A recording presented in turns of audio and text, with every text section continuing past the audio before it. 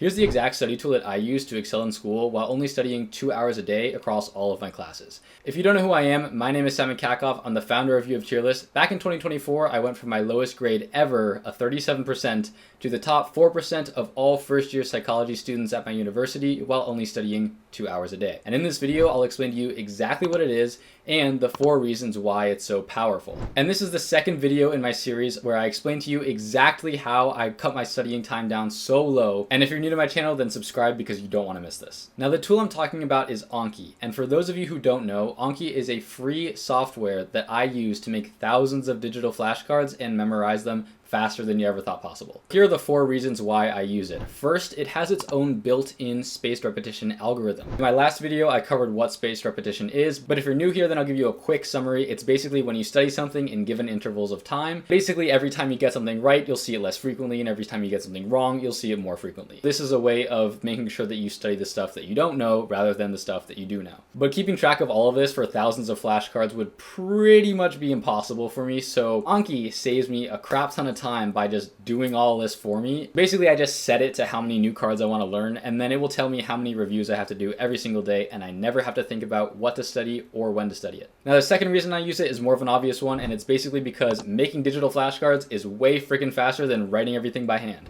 And I've actually timed it. In the same time that I can write 1 physical flashcard, I can make 11 digital flashcards. Now, the third reason I use Anki is because I can study it on any device. And this is because Anki allows you to sync your progress to an account that you make with Anki when you first start, and then you can access that account on any device at any time. I study on my phone a lot when I'm just like waiting in line for things, or when I'm on public transit, and then I'll go sync it and study in the library on my computer, or I'll throw it up on my iPad while I'm biking, and it just cuts down all of the transition time and all of the dead time that you could also be studying. Now, the fourth and final reason I use Anki is because you can do things that you cannot do on physical flashcards. Understand that there's a note type for just about anything you want to do on Anki. If you can imagine it as a way of presenting information, it probably exists. There was one time I had trouble learning the bass clef, and so I memorized it by sound, and you just can't do that with a physical flashcard. So now that you know the reasons behind why I use Anki, I'll take you step by step through exactly how to download it, and we'll actually get into the nitty-gritty of it